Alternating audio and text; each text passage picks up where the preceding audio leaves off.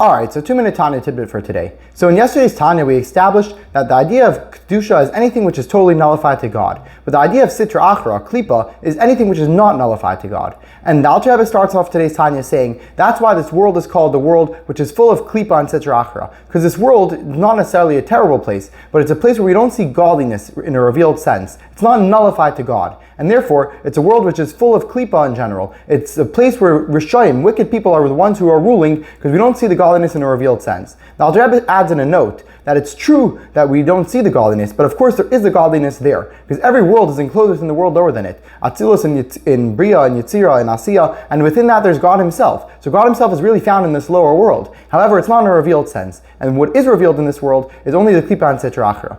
So that's all. We finished the idea over here of the character traits which the animal soul has. Then the Alter Rebbe clarifies, just like we said about the godly soul, that the godly soul is on one level, but when it encloses itself within Torah mitzvahs, it goes to a higher level. Similar vein is true about the animal soul, that when the animal soul encloses itself in its garments, it actually goes down to a lower level. And that is the idea of Kellipa, as the animal soul itself is from Klippas Noga, which is neutral, as we'll explain in tomorrow's Tanya. But there's another level of Kellipa, and that's what the Alter Rebbe says in today's Tanya. There's two levels in Kellipa.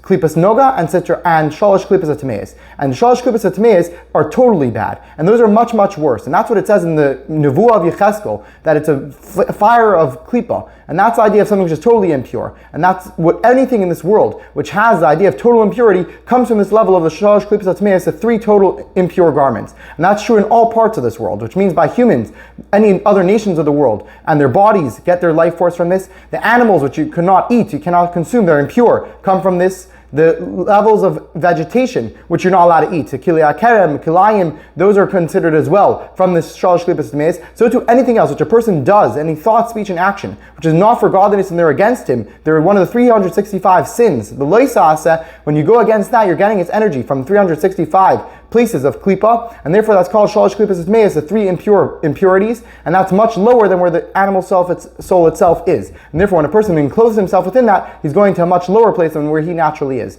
Tomorrow we'll speak about the other Kellipa. See you next time.